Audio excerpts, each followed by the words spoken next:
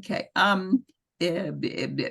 don't know who's supposed to start. We don't really have a chair at this point or anything. So since I've been yakking, let me go ahead and just say that the meeting is official. The meeting of Working Group 2 is officially commenced and for the next hour, and that the three commissioners are present, Scott Intagliata and Anthony Riley and myself, Anna Crossland.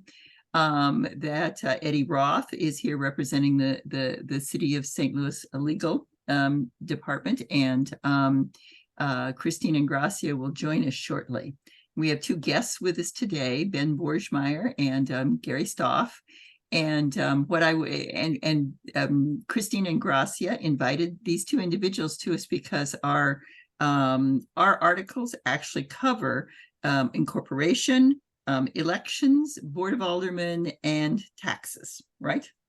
Those are kind of the four buckets that we have within our area. And we felt that as we began our work in this area, that one of the things that we wanted to do was really to talk to the experts who were already involved in any of those four areas. And so we will be doing that over the next several meetings. And that we would, because we want to hear from people who have actually worked with the charter itself about what works and what doesn't, what they might have as recommendations, and a bit about how everything does work, particularly with regards to elections. We had some questions about elections last time, and how the city election process and the state election process, for instance, might interface so that we could understand really what the charter could change and couldn't change. So I just pass that along as part of the discussion as well. So without further ado, let me just go ahead and start with Ben, since he's at the left side of my screen. What I'd like the two of you to do is introduce yourselves, talk a little bit about, how you are involved within the articles that we're talking about for the process. We are being recorded so that the general public can listen in at a later date and keep up to date on what we're discussing and thinking. And so adding context to your remarks that will help them to understand what's going on would be really helpful. So let's go ahead and start with Ben, and then we'll go to Gary. Hi, sorry. My name is Ben Borgmeyer. I'm the Democratic Director at the City Election Board. I've been here since 2020, early July, I believe it was. It's nice to see Pastor Riley again. I think we did some a voter outreach thing a couple of years ago. One of our best workers, Hope Jackson, is one of his parishioners. So basically, as far as the charter, we conduct elections. So we're responsible for conducting any election that's within the city of St. Louis, whether it's state, municipal, or special business district, anything that's an election that's within the confines of St. Louis City. That's what we're responsible for. And I will say, so it's like, I still feel, even though I've been here 3 years, pretty new on the job. And 2022 presented just kind of like a whole flurry of issues as far as whether it involved the charter, whether it involved the city code. I'm personally curious about, as far as intermeshing of state statutes and city code and charter, how that kind of aligns. I mean, so St. Louis City is kind of unique. We've kind of done it. My understanding is it's kind of been the same way for just a really long time, and things have just kind of gone on. For example, if you look at the city code and city charter, nowhere in either of those documents will you find anything that says we're supposed to have a March primary. I mean, just let that wash over you for a second. I mean, the fact that we have a March primary and doesn't, to my knowledge, there's nothing that specifies that in the city charter. Our city code sets out a bunch of regulations as far as elections, things like that, but it's outdated. I mean, it refers to state statutes that have been repealed in the 70s. So there's a whole bunch of issues, I think, whether it's city code or city charter, that kind of need to be straightened out. A couple of things as far as the charter, I think that are particularly interest. Last year we had all these aldermanic special elections, and the city, there's a city statute as far as people call it Prop D, but that calls for the nonpartisan primary. Well, there's a conflicting provision in the city charter that talks about, basically sets out a partisan structure.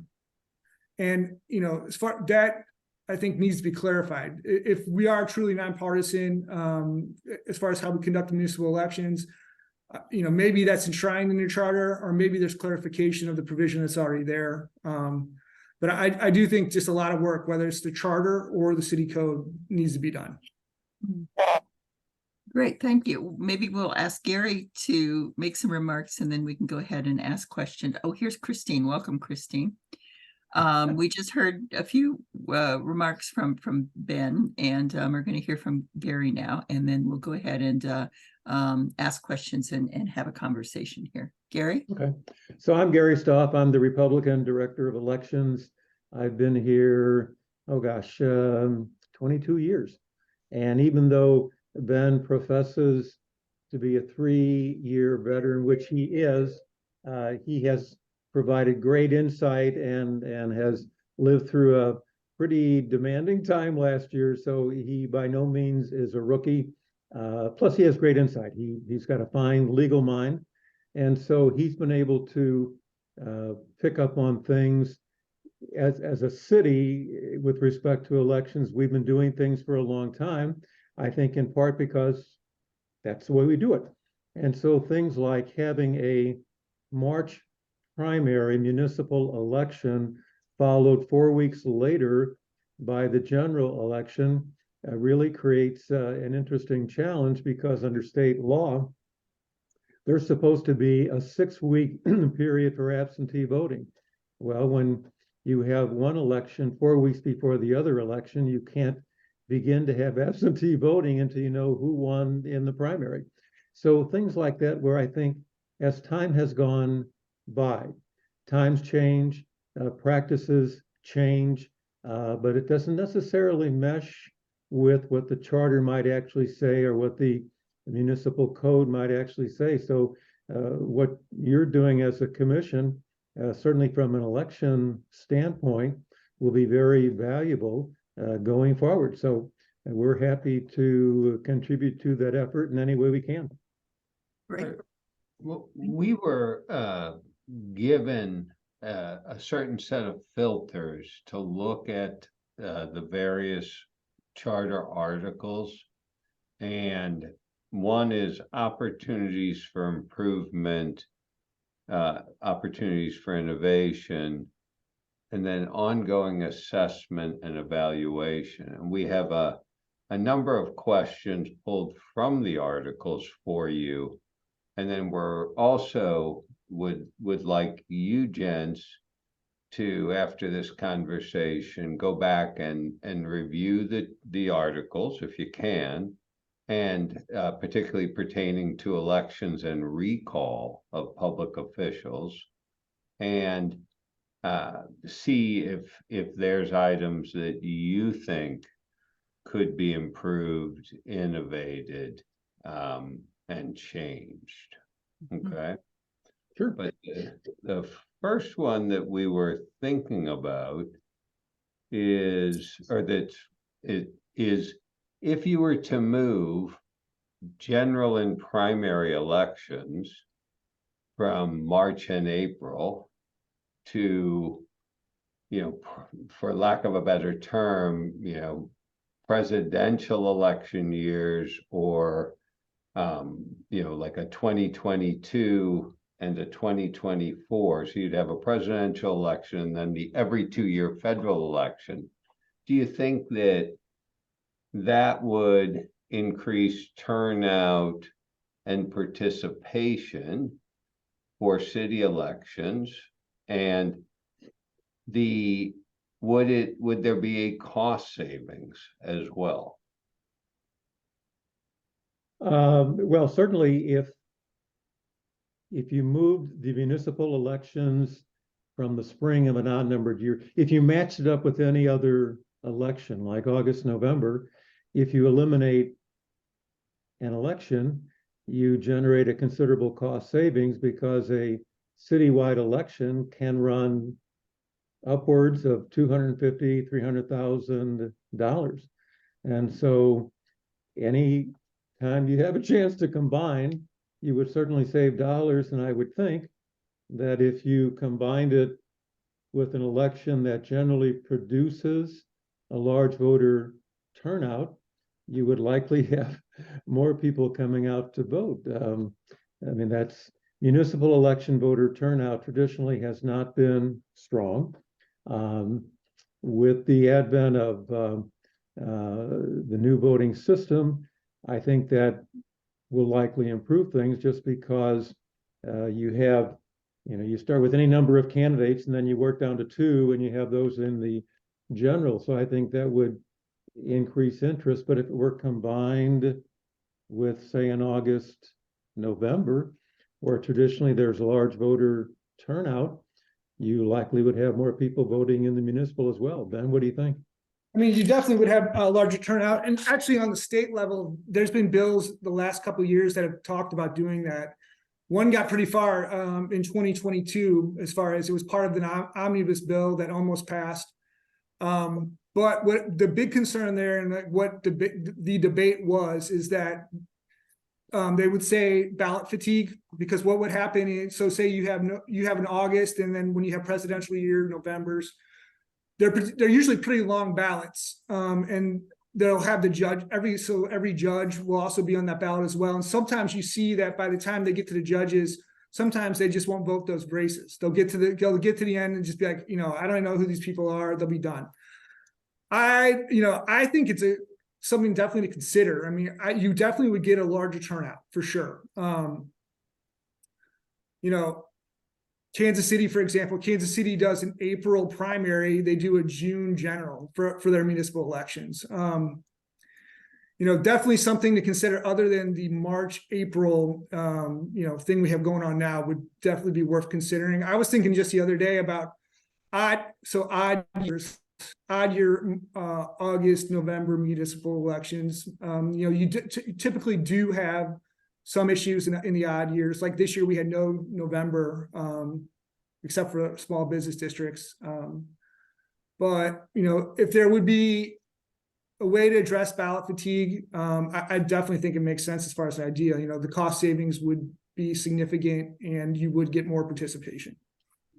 Well, going to talking about ballot fatigue for a moment, kind of brings up my thinking or my questions about one area, and the possible restrictions on a state level, et cetera, which are in this world of technology, increasing technology, and we're seeing it around the country. There, mail-in ballots versus in-person, or a combination of mail-in and in-person. I come from the state of Washington. My God, everything gets dropped in the box there, up 2 weeks in advance of the election. Also get 95% turnout in Washington too. Yeah, right. And so the question then becomes, to what degree are some of these more modernized techniques of voting of interest and possible in not just the city of St. Louis, but would there be restrictions at the state level that might be barriers anyway? And would that be a way then to also begin to address this issue of ballot fatigue? Because quite frankly, it's a lot easier to vote for all those judges if you're sitting at your kitchen table filling the thing out, rather than standing in a line at the voter poll. Well, that's certainly true.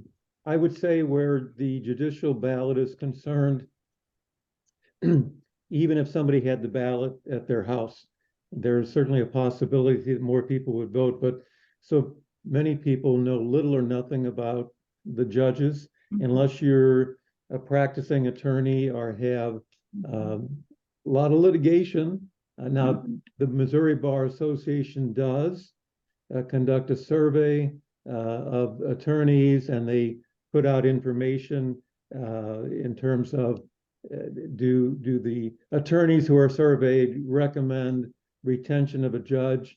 How many people actually check that out? I expect is relatively few.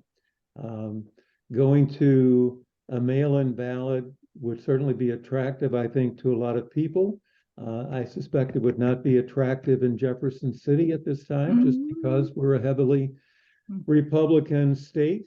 And so the Republican legislature has been less enthused about things like mail-in voting and easing restrictions on voting. But the more we can do collectively to let voters know what's going on, how they can register, how they can cast their ballot. Even in the last couple of years now, we've had a 2-week period prior to an election of no excuse absentee voting. That's been a real boon, I think. And that was tough to get through the Missouri legislature. But people, if you know for whom you're going to vote and you're not going to change your mind, and you can go to any polling location 2 weeks out, that's that many fewer people who are going to stand in line in August and November. So there's a statute 115652 that talks about when mail voting is authorized.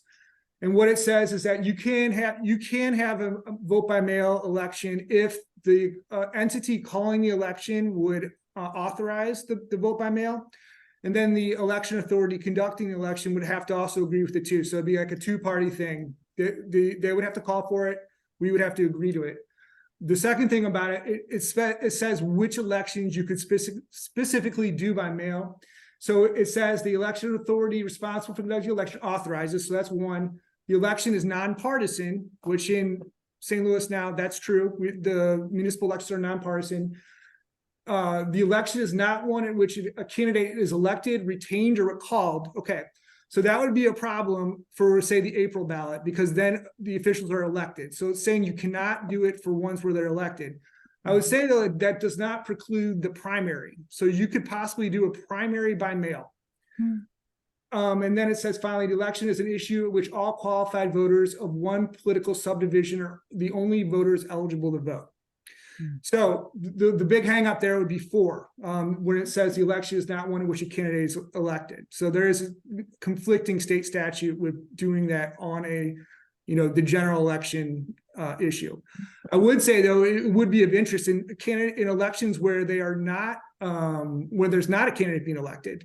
For example, these special business district elections that we conduct, those ones where, say the cost of one of those. So St. Louis Hills back in August, a 2-precinct election cost $18,000, right? You get 11,000 people voting at the election. I did once before a cost analysis on a citywide mail election, and the cost savings, you'd cut the cost by 60%. So, and you also get a greater participation on those issues too. So like, for example, the Charter Commission, what you guys are doing right now, that election was 12% turnout. It was a standalone, actually there was a bond issue on that as well. But if that election would have been done by mail, there would have been a cost savings, you would have gotten a higher turnout than 12%. I definitely think it's worth considering, since you have the ability to do it. You could pre-authorize vote by mail elections whenever it was applicable under 115652. But then again, it'd be up for the Board of Elections, which is bipartisan, to accept that. So Ben, let me clarify to your point Yeah. about what the state statute says, what the city charter says, what city code says, and now also the Board of Elections. And what we need to make sure that the charter codifies that will not be covered by what you as a board would decide. For example, if it's not precluded by the state statute and we leave it open, the board can decide to have a mail-in election. So we have to specify these things. Yeah, it says the entity focus on calling- for our purposes. It says the entity calling the election has to request the vote by mail. And so on these municipal issues by state statute 115125, essentially, we are, if you think about it this way, we are the board of elections for the city of St. Louis. But in reality, what we are is we're the state board, right? We are a state entity and we're completely created by state statute. So the entity calling the election would be the city of St. Louis. So if the city of St. Louis via its charter would specify that in elections where vote by mail could be conducted, that is authorized essentially. And I would, yeah. So it wouldn't have to be done for each election as long as we specified within the charter in that kind of manner. I think so. I mean, I think that would be one, this is just, brainstorming, but I definitely think. And it could be specified in such a way that there could be a trailer to the sentence or whatever that said, And insofar as if the statute changes, then Yeah, we could pre-authorization. expand it, right? We could pre-authorize. And Yeah. Ben, would you be willing to share your cost analysis with myself and the other commissioners? Sure. Mhm. That would be very helpful. And just going back to an issue, I understand ballot fatigue, but it seems to me that there's always a pretty substantial fallout from the top of the ticket to the judicial ballots anyway, even in a shorter ballot. Yeah. So I don't, I think the, to some degree, you don't want 20% of the folks voting for the mayor or the president of the board of aldermen. You'd prefer, I think, to have 50+% vote for. 75%. Come on, let's shoot a little bit higher. Yeah, I mean, yeah, that would be great, but yeah, but you certainly want a bigger number rather than a smaller. And if 40% of the folks voted for judicial ballots, I assume that would probably be a bigger total number than vote for them now if they were moved to an August and November timeframe. So, Definitely. yeah, all right. And we have an option. I mean, the mail option, we could only choose though that for the primary election is what you're saying. Well, The way and- I read the statute, yes. And Okay. for special issues that don't enable an election. So I heard him say that had it been charter, had it been other kinds of things that we could have used mail ballot for that as well. Yeah, which and again, I think Anna, if you not only used mail, but if the charter commission had been voted on in August or November, you almost certainly would have had, in an even year, would have had a larger turnout. At a larger turnout, right? Yeah. When you make notification that there's going to be an election, the charter says you have to announce it in at least one or two daily newspapers. What is the process that you follow now, and how would you improve that to make sure more people knew about an election? If you could start from scratch and do whatever you wanted. Particularly given the technology that we now have. Well, we do advertise in the Daily Record and the City Monitor. We do that for every election. Once upon a time, we used to advertise in the St. Louis Post-Dispatch. That became well, that's a very expensive proposition. It's prohibitively expensive. Yeah. If it's a large election, like a municipal or primary election, we also advertise in the St. Louis American, and we usually include a different kind of election notice in one of the smaller newspapers that is primarily directed to the African American community, the Argus. And so we try to, something like the one we just had, the special business district covering a very small area. We would still advertise in the Daily Record and the City Monitor. We wouldn't advertise in the American or any other newspapers, just not a good investment of dollars. But we do always advertise for every election in 2 newspapers. Are there any groups you identified who need more outreach? Groups are missing? Are there languages perhaps into which publications should be translated? I'm sorry, say that again. Are there any groups that you identify who need to have other kinds of outreach, perhaps translation of information or just other means of reaching out to let them know about elections? We could certainly do that if there were publications directed to specific groups.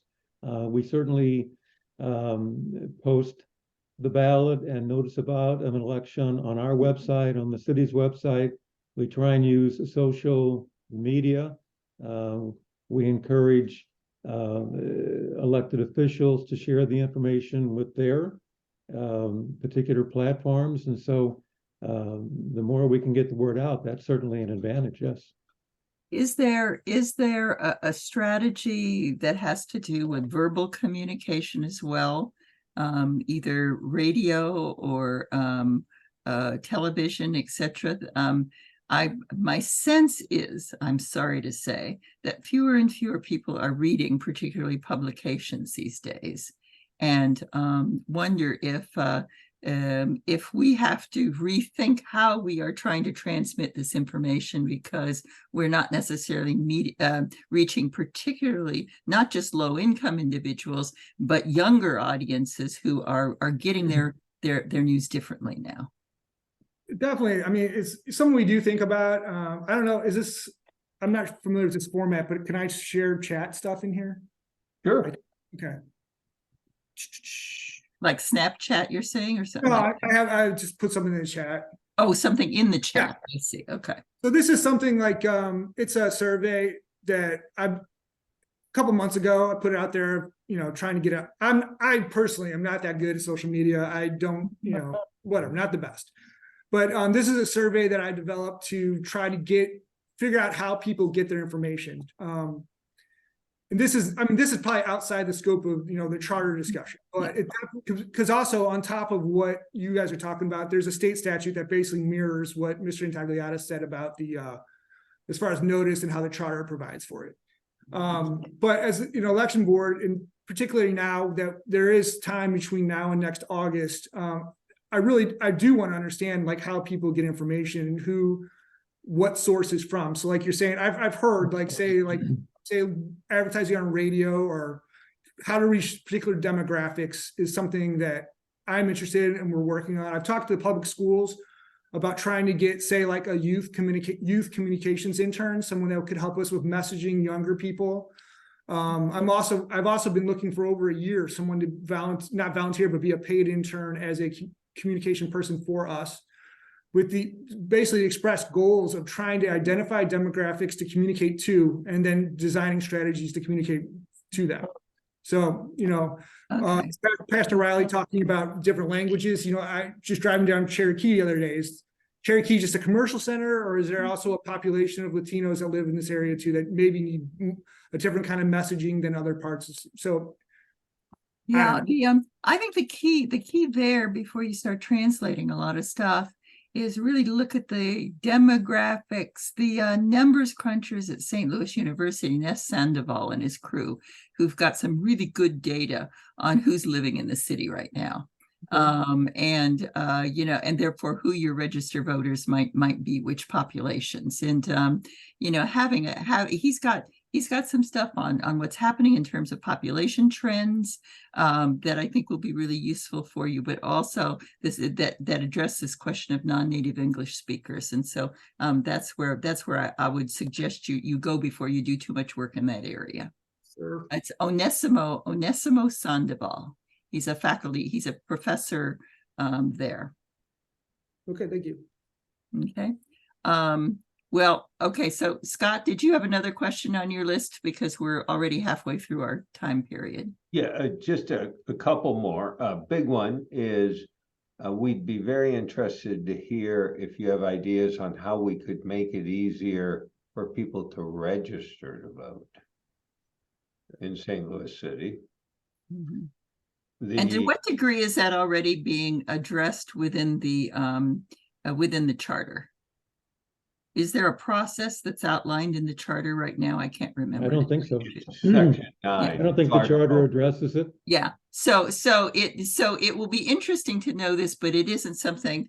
My personal belief is that a charter should be an overall structure rather than super detailed, that we get into trouble when we add too much detail, because then it becomes out of date.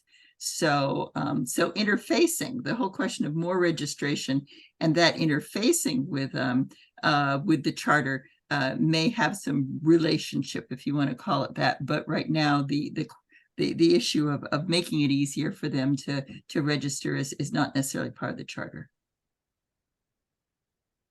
No, think that's but correct. there is in Article 9 of, Article 2 on elections, Section 9 does reference registering to vote, so Mm.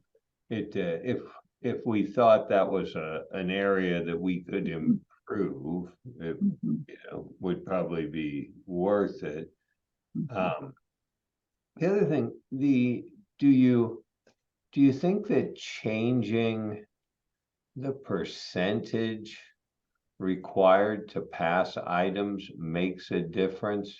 If everything were just a simple majority? Well, first off, we assume more things would pass. If it were a simple majority instead of 2/3 or 60 or 3/5, any thoughts on that? Hmm.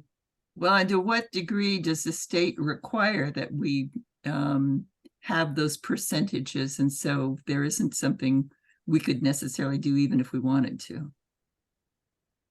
I'm not aware of any, dictate by the state.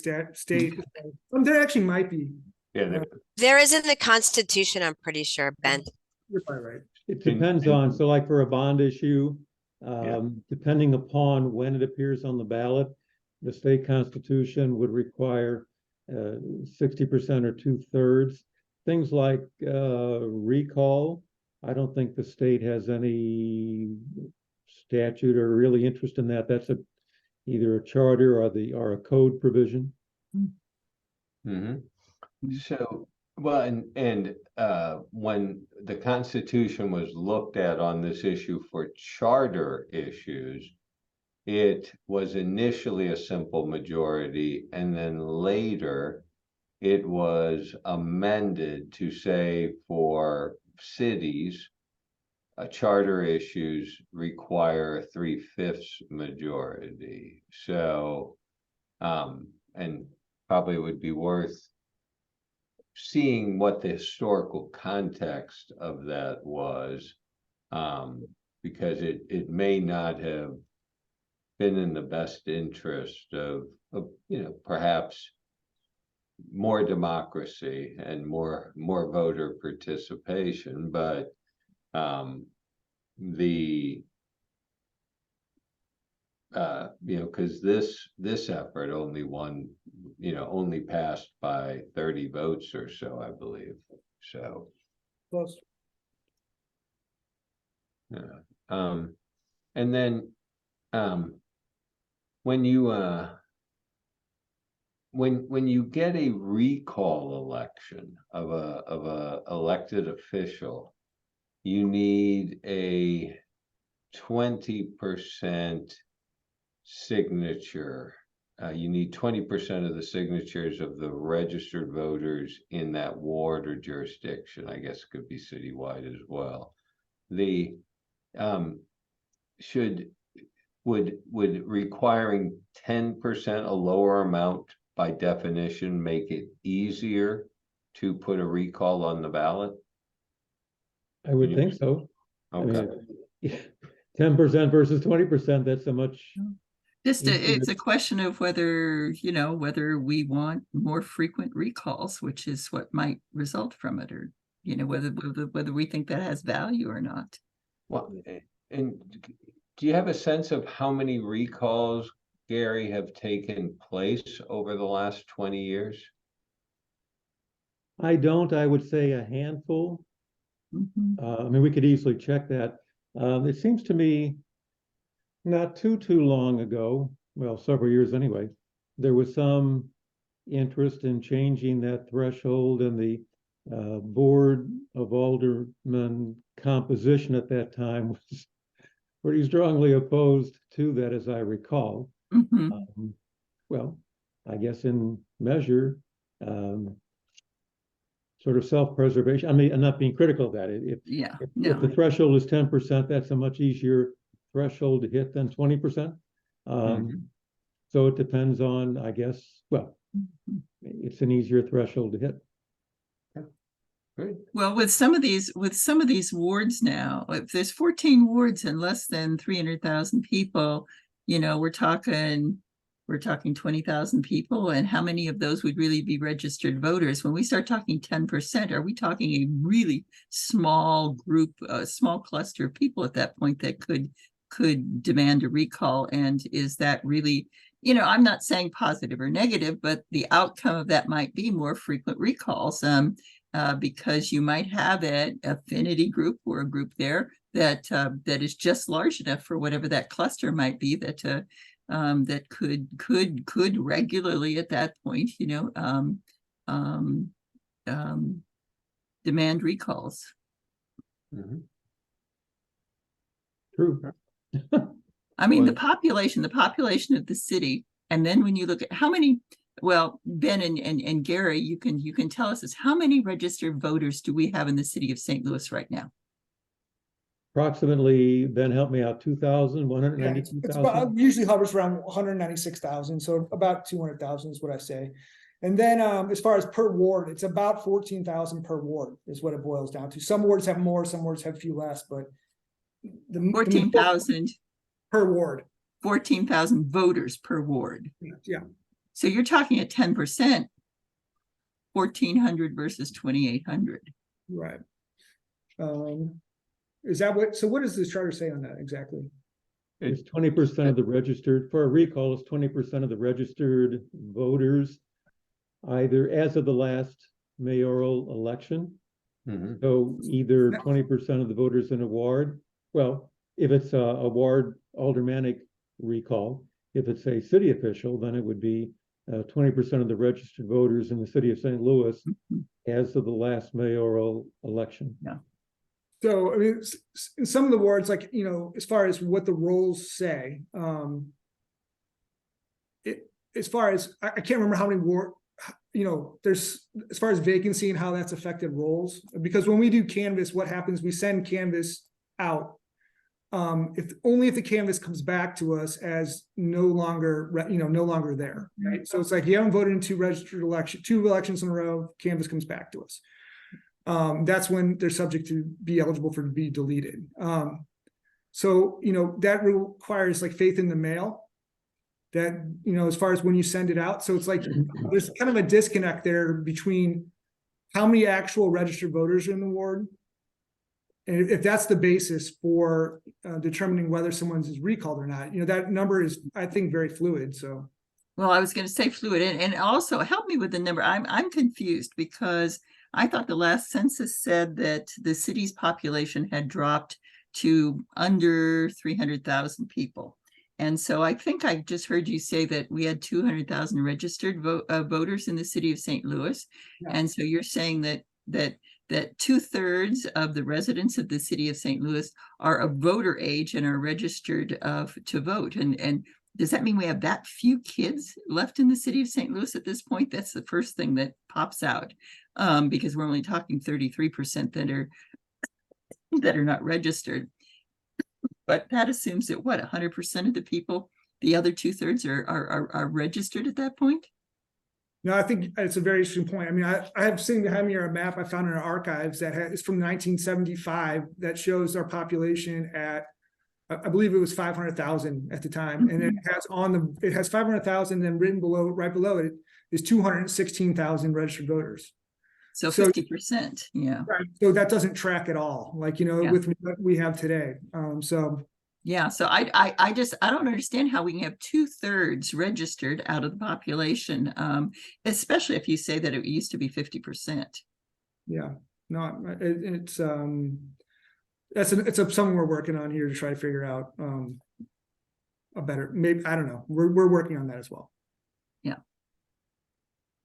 Well, Anna, that covers all the formal questions that we pulled out of the chart. Great. Okay, and I think that my question still, with the whole question of ballots, mail-in ballots being, I think, from my point of view, a wave of the future and a way to be able to whatever that number of registered voters we have in the city anymore. The critical nature of being able to figure out how to harness their votes at this point and enable them to vote is important, and it's going to have to be either electronic or by mail, because in person is just, I think, going to become more and more expensive and more logistically difficult to be able to manage as the city population, quite frankly, continues to decline, which all the numbers out there are saying it is. Are there any other questions? Anthony, do you have some questions? Yeah. No question. I'll just add, kind of the way I'm thinking through what I've heard today is what things the charter needs to particularly specify to assist the board in its work to offer fair, inclusive elections, and what way we need to get out of the way of the Board of Elections to do what we already authorized to do by state statute. We want a document, I think it was Commissioner Brianna who called the document evergreen. How can we make a more evergreen document so that when statute changes next year and we can do vote by social media, I'm just making up something here. I have to come back and say change the charter to change, let the board do what the board is authorized to do based upon state statute. And then what do we need to specify to make sure our constituents are heard and their voices are included. So thank you for your time, gentlemen. I don't have any further questions. Yeah. Thank you for the invitation. Okay. Christine, do you have any questions at this point? Or Eddie, do you have any questions, since I can't see you to know? I just wanted to prompt you, as you asked me to before the meeting began, that you had a question that you wanted to take up when the others joined. Do you remember at the beginning of the meeting? Yeah, and I'm trying to remember. Short-term memory loss. I'm trying to remember what it is, which is why I haven't actually asked the question yet. It will come back to me probably before the end of the meeting, but it was not a question specifically about elections anyway, so we're safe as far as that goes. And Ben and Gary, we would encourage you, after this conversation, hearing the questions and concerns we have, any follow-up information would be helpful. Okay. We'll certainly do that, and you've given us some things to think about in connection with your work. So we'll put our heads together and share our thoughts. I have just a quick thing to add. Ben mentioned that he was going to provide a cost analysis on elections if there were mail-in ballots. And then Gary mentioned checking the, I guess, recall efforts from the city of St. Louis for the past 20 years. What's the best time to, what's an ETA on this working group? I want to make sure you have enough time to do it, but also that we don't lose sight of it either. Oh, we can certainly, well, I mean, the recalls are easy enough to check. Our office is closed tomorrow, but we can check our election results for the last 20 years. And I think Ben maybe has done a cost analysis to some extent. Yeah, I have the spreadsheet here somewhere if I can find it. Yeah. And I would be really So maybe within like a week or so. Sure. How about next Friday? So, yeah. Next Friday. Okay, great. Thanks, guys. Thank you. And I would be really interested in follow-up on this whole question of number of registered voters and why the percentages seem to be skewed compared to the total population. And so if whatever either of you have to be able to shed light on that question, I think is really important at this point. We can do that. I can also tell you, I mean, where that comes from is we do a canvass every 2 years, and the way the laws are structured, once a person is registered to vote, they stay registered to vote unless somebody tells us they're no longer there. And so we do get records of convicted felons. We do get records of people who've died. But if we send out a canvass notice, which we'll do, in fact, probably this month, we'll get a certain percentage of those back, and then we'll do a follow-up mailing. We'll get a certain percentage of those back. But getting that back that says maybe Gary South doesn't live on Fillmore Street anymore because the Postal Service returned it, that simply gives us the right to move them into an inactive status. It doesn't give us the right to take them off the rolls. And so there's a 2-year period of time when if a person that we think maybe has moved shows up at a polling place and updates their information, they stay on the rolls. If a mailing doesn't come back And we have no information Hmm. that someone doesn't live there. Then they can stay So on the that rolls ad follows up. infinitum. That's an interesting follow-up then to. Hold on one second, Anna. So Gary, you said it can stay on the roll for how long? Ad infinitum. I mean, Infinitum. if we mail Okay. to an address that we have for a registered voter and it never comes back, even if they never vote, you have a right to register to vote. You have a right not to vote once you register. Now, part of the challenge, and with our modern technology, we think we can maybe do a better job, is this issue of like vacant lots and vacant buildings. And occasionally that even crops up when somebody files for an office and the address turns out to be a building that's maybe going through rehab, and you sort of scratch your head, do they really live there? But we don't have a right to say you don't live there. Now, another candidate can challenge, and there have been instances of that. So to the extent that we can generate information in response to your question, certainly we're happy to do that. Thank you. So, Thank so you. what I'm, oh, sorry, Anthony, go ahead. No, go ahead. I want to hear the rest of that. Mhm. No, I was just, so what I'm hearing you say is that there could, quite frankly, be a significant number of people who are showing up on the city's rolls who now live outside the city boundaries.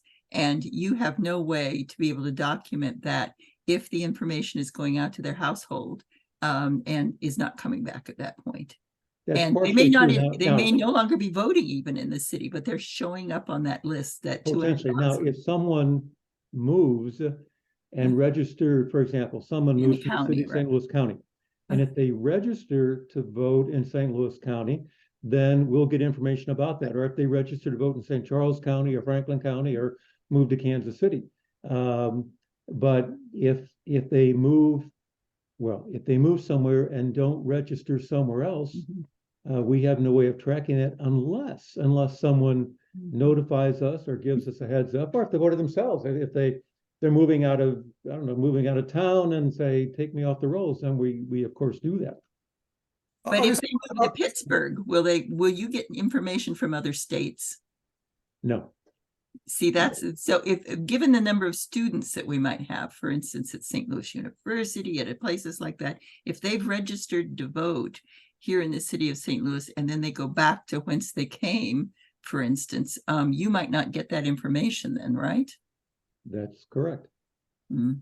Of the roughly 200,000 registered voters, 10,000 are in inactive status. Yeah. 10,000. Very good. Thank you for that. Well, gents, this was really helpful. Thank you. Yeah. You're entirely welcome, and we're happy to work with the commission in any way we can, and we'll have some information for you by next Friday on the 2 specific assignments that we have. Great. Well, Director thank you so Gracia, much. before we go to Director Gracia, did we miss anything? Is I there don't stuff think- left unturned? Well, I cannot speak to that, but I think you did a pretty thorough job. Thanks. Okay. Thanks for checking. Thank you so much. Great. Have a Have a great great day. weekend. Thank Yeah. you. Bye-bye. Thank you all. Thank you very much. Bye-bye. Scott, did you have a chance to review the YouTube from the last full charter meeting? No, just received it. I think Anthony posted it, which was helpful. I'm assuming that's what that was. No, that's the link to Nessa's presentation for Gary, Right. for Ben. Right. You can send you the link for our meeting.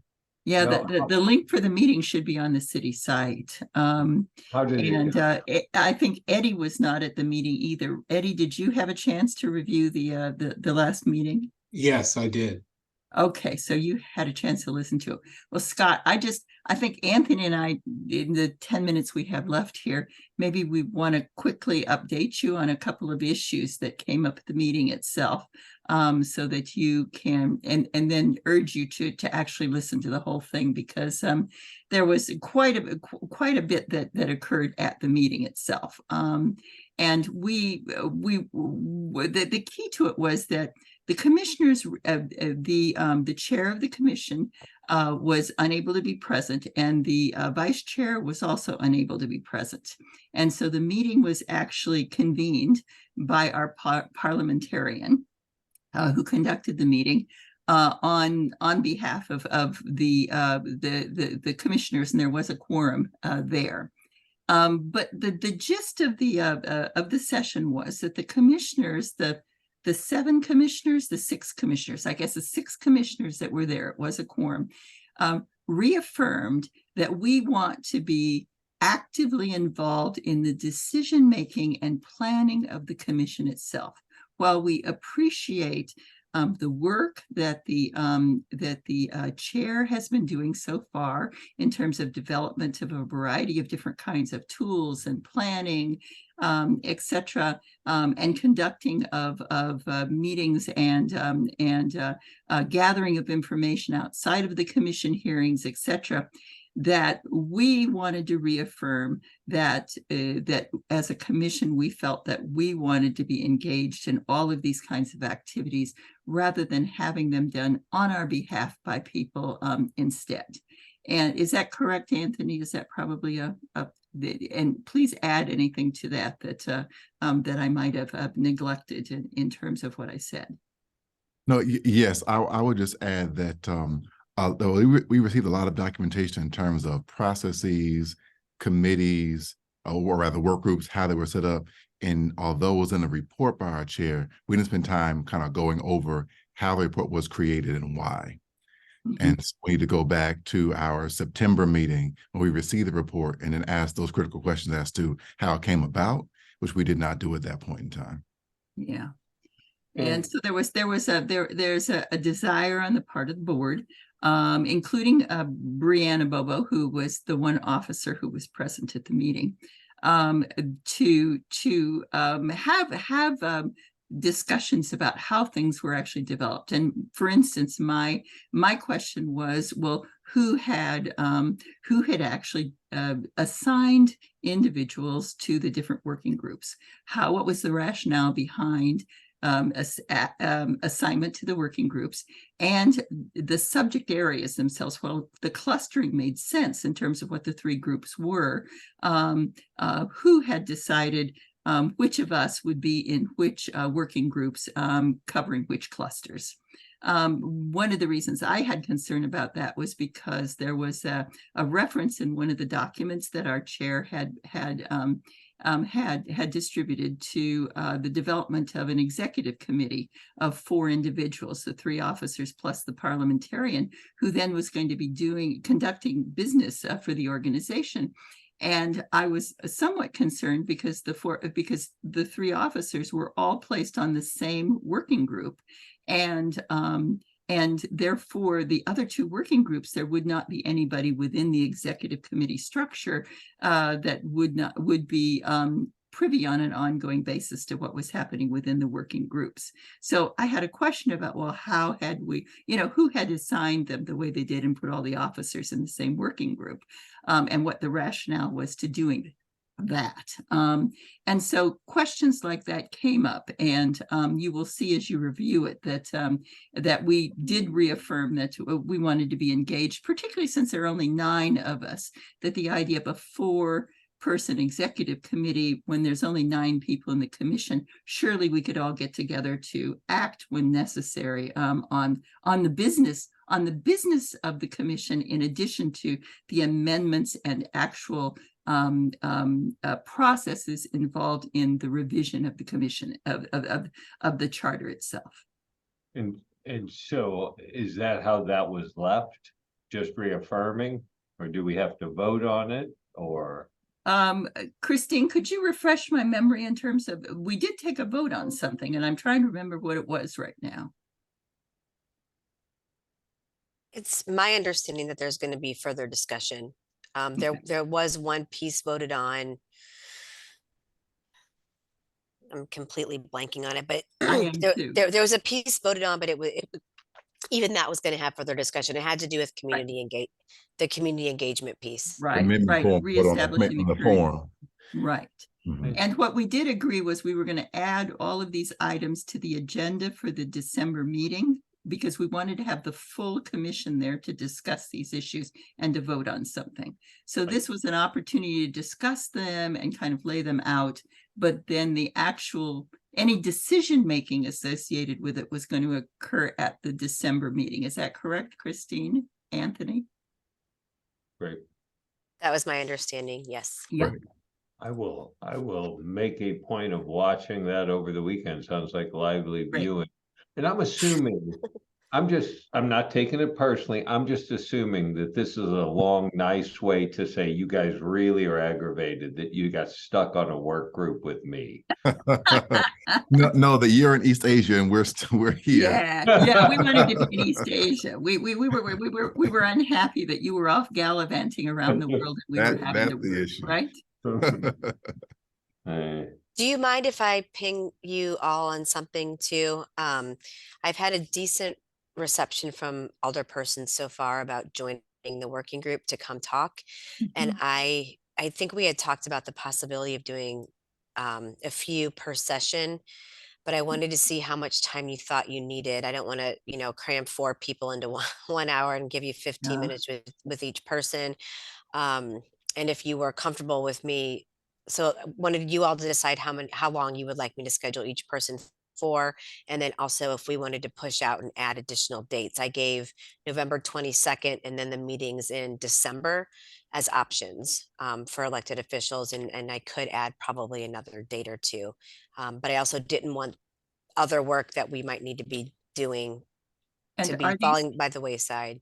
are these heads of committees, or is there a particular rationale in terms of which of the aldermen who have agreed, or just a general grouping of them, or what? I sent it to everyone. There's 14. So, Okay. Who agreed? So far I've got President Green on the schedule for next week. Alderwoman Saunier, Aldridge, Schweitzer, Browning, and Clark Hubbard. That's great. Fantastic. Good. So how many? I mean, do you want to do 20 minutes with each person, 30 minutes? Well, just talking with 2 people today, I thought 2 was okay, and I could see everybody on the screen, but I'm afraid if we get to larger groups than that, it gets difficult in terms of being able to have a conversation. Well, and I'm scheduling them to come in individually so Oh, that. okay, that makes it, when you said 4, I thought 4 together might be a little bit. Sure. Yeah, I Well, misunderstood. I would think that President Green, because she has a citywide responsibility, perhaps that's a full hour, and the other alders perhaps a half hour each. I don't want to be disrespectful in any way, but Yeah. I'm Well, and I'm hesitating only because of the tenure of each alderperson on the board. they And may just know because- more. Just Yeah, because you're new doesn't mean you don't know as much. However, it's going to be a I different also want to perspective. privilege the president who's only been in position for less than a year. And Director Gracia could speak to that I mean, she's on the board for years. She could speak to what the board needs as well. Yeah. So perhaps we don't need as much time as we think, as long as our questions are precise. Well, and I think we need to, this goes back then to another issue that we discussed that you will hear, Scott, as part of the recording, which is at the end, we had some questions from the audience. We did take questions from the audience, and there was concern stated by several individuals that that the commission should not be just about massaging or updating about language, about this and that, but it should be about bold moves that helped the city make forward progress. And that we would not necessarily find that just by talking with people who were already part of the process, but that we really need to put on our thinking caps and invite the people in the community who might know about these subjects, but know about them not just in a granular, I work on it daily basis, but on a larger picture. These are the kinds of things that we need to do to be able to really make progress for the community, for St. Louis. For instance, one woman brought up the whole question of the Board of Aldermen and why the Board of Aldermen, in fact, do not have budgetary authority. Well, that's because of the Board of E&A, which backs us, even though we don't have E&A within our quote unquote purview. The very fact that we have the aldermen within our purview backs us into the E&A in a certain way. Because of that relationship issue, and should the Board of Aldermen operate the way it does right now with a little massaging, or should we look at how a modern day council works in many cities and make those bold suggestions at this point? So and so these were some of the kinds of things that came up in the Q&A at the end, and so you'll hear it, and it does challenge us as a group to look at more than just let's modify this, let's move a date here, let's talk about mail-in ballots for this and that, all good stuff. But are there some really big issues right now that the city needs to face and tackle and change if we're going to be positioned then to be able to move forward? So to your question, Dr. Ingrassia, I think a little differently about how we ought to see the folks. I kind of see maybe 20 minutes with President Green, where we ask her specific questions and any recommendations that she has. But then I almost think that if we have questions we want answered, it's better to have all the alders on at the same time to hear varied perspectives. To hear someone say, I think we ought to wear purple on second Friday, and someone else, but historically we want blue, and to have that exchange, I think is more helpful than just having one person's testimony at a time. But that may be harder to coordinate. But that's my thought. Well, do you want me to do one meeting one way and the next meeting in a more group format? And then before we schedule anything else, we can decide if we like one better than the other? Yeah, I think that'd be great. Well, I think there's a rationale to having Alderman Green, President Green on her own because of that relationship with the ENA also. And then the alderman, yeah, if we're going to throw out a question like, what do you think of the idea of the board having budgetary authority, the Board of Aldermen having stronger budgetary authority, and let them have at it and hear what they have to say? It might be interesting what comes up in a group process like that, where they might be a lot more hesitant speaking about it if they're on their own. Okay. So I will have President Green, she's still on the schedule for the November 22nd. And then we can figure out what we want to do. I had her scheduled for 30 minutes. If you would like her for an hour, she does still have that available on her calendar. That might be. I would say 30 minutes is enough, and we should plan the first 30 minutes for us as a group to meet to decide what the questions are, and and go forward from there. Okay, and then the next meeting, I'll have a group of elected officials come, and then we can kind of reassess how we'd like to handle moving forward. Right. Does that sound good to everybody? Sounds great. Good. Thank you. Okay, Christy. I've got to hop off at another call. Thanks so much, Thank you. everybody. Thank Take you, care. guys. Travel well. Bye-bye. Talk to you all soon. Bye-bye. Yeah, bye-bye.